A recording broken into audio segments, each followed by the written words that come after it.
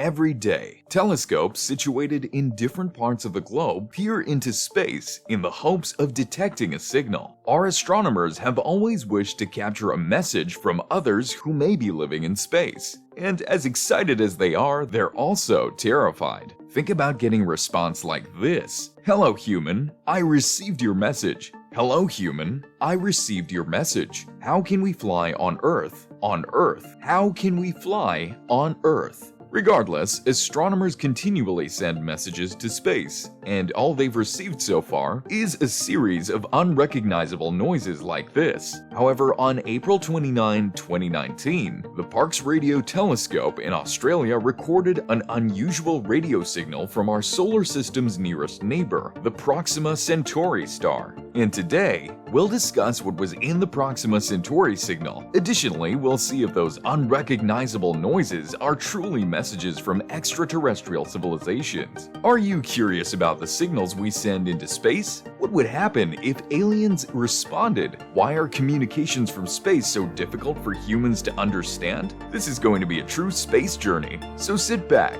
and relax as we examine these signals from space. We'll begin by learning how astronomers obtain signals from our own galaxy and other galaxies. You could be thinking, if there is something similar to a massive radio receiver somewhere, with scientists simply clicking and twisting the switch in hopes of picking up an alien radio station. Actually, it's pretty much identical to that. The only difference is that rather than a radio receiver, we have 42 satellite dishes situated in different regions, measuring a diameter of 20 feet each. The Allen Telescope Array in Northern California is one example. This array was created specifically for SETI projects, or the search for extraterrestrial intelligence. Other radio telescopes are also used in the SETI programs, such as the Parkes Radio Telescope in Australia, which recorded BLC-1, the signal from Proxima Centauri. It's important to understand that the Proxima Centauri isn't just the closest star to our solar system. It also has two exoplanets around it that make it even more interesting. Proxima b is one of the exoplanets of Proxima Centauri that is in the habitable zone. When an exoplanet is in the habitable zone, it indicates that it could support life. With this in mind, it's clear that a technologically advanced civilization is required for us to receive a radio transmission from space. Then, what's next after the Parkes Radio Telescope obtained the BLC-1 signal? When signals from outer space are recorded, the radio signals from Earth, as well as other interference, are deleted in the final recording. After that, researchers study the recordings. For nearly a year, the BLC-1 signal has been archived, and it was only being studied again in October 2020. Yes,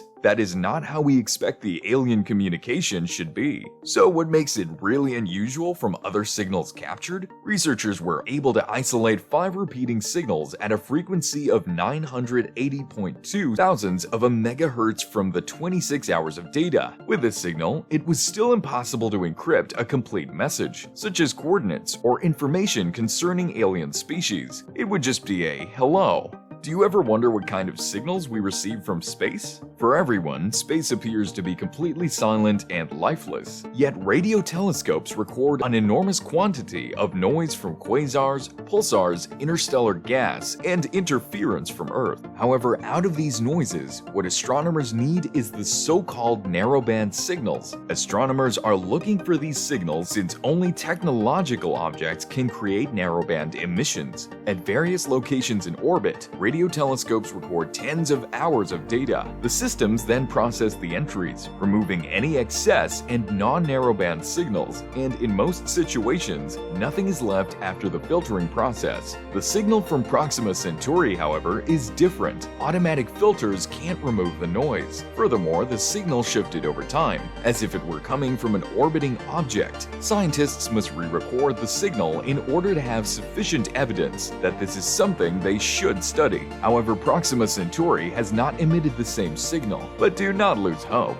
because aside from the BLC-1, there are signals that the researchers recorded not once, but multiple times over the course of several days. Examples of this are the FRB radio bursts, or the fast radio burst signals, which astronomers obtained in 2012. As they were studying its source for 5 years, they realized that this radio burst had its own schedule, lasting for about 90 days on Earth, then disappearing from radar for 67 days before reappearing again. This signal might be a broadcast from an extraterrestrial culture seeking to communicate or waiting for a response. In other assumptions, the signal could be a message sent into space, only to let the world know they exist. However, even if there are about 700 FRB signals detected, scientists have no idea what could have generated them. They could only assume that it could be from a magnetar. A magnetar is a neutron star that has a strong magnetic field. The question is, could it be the signal from an extraterrestrial civilization that we've been waiting for? We are frustrated because we do not receive the space transmissions or space messages that we want. But the truth is, we are also transmitting unclear and odd messages into space. What messages do we send into space? Is it likely that aliens could decode our messages? Before we answer that, I just want to remind you that if you've made it this far into the video, you're clearly enjoying it. Give it a like, subscribe, so you don't miss anything,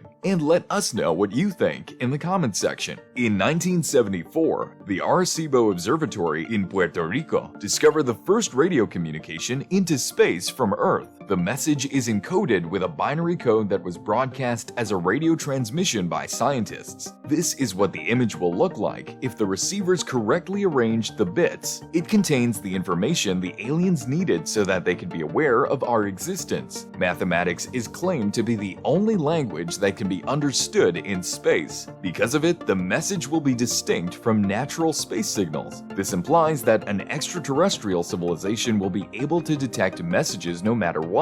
However, astronomers have never duplicated the messages that they sent. We can only hope that aliens are paying attention and live in the M13 cluster where the signals were sent. Several other signals were sent from Earth through Pioneer 10 and Pioneer 11. In addition to the Arecibo message. These are the spacecraft that flew in 1972 and 1973 to investigate Jupiter and Saturn in the hopes of informing aliens about our existence. Plaques depicting human distances from our solar system to 14 pulsars and the galaxy's core were attached to each spacecraft. The most famous message from mankind into space is the so-called Voyager Golden Record that contains greetings in 55 languages, musical compositions, natural noises, and images of humans from all around the world. It also includes a 1-hour brainwave recording of Andrew Yan thinking about world history and a speech by Jimmy Carter, the 39th President of the United States. We have no idea if extraterrestrial beings would really comprehend it. We don't know if NASA's instructions on how to play the recording could be helpful to them. In fact, the images of humans may be as incomprehensible to them as fast radio bursts are to us. Furthermore, we have no idea how extraterrestrial civilizations will respond if they receive our messages. Let's assume, however, that aliens got Voyager 1 and were so intelligent that they found out how to listen to the Golden Record. Jimmy Carter's speech would help them learn how human language works, and they might even record the message that will be sent to us in our language. They might even follow the instructions on the record package and trace the solar system's location before sending us a radio signal. What would humanity do in that case? Well, for sure, people would start to panic. Some people might think of another Hollywood movie screenplay for an extraterrestrial invasion while scientists were gleefully interpreting the signal. Everything we launched into space was only to show other beings what we're capable of. Let's imagine the government sets up a few $billion to send communications to alien civilizations. What do you think we need to send into space in order to be understood and given the exact answer? What if the problem has all along been that scientists have been using the wrong strategy? What if the answer is to send something else into space that aliens could not ignore? Consider broadcasting the planet's loud instrumentals, music, and songs songs at regular intervals. For sure, extraterrestrial beings would be disturbed and would want to stop it, eventually contacting us to file something of a complaint. Math and music, after all, are the universal languages. So what do you think? What message do you propose sending into space that the extraterrestrial civilizations will not be able to ignore? Let us know in the comment section. If you enjoyed this video, give it a thumbs up and don't forget to subscribe to this channel. Please click the bell icon so you'll be notified when new videos are posted.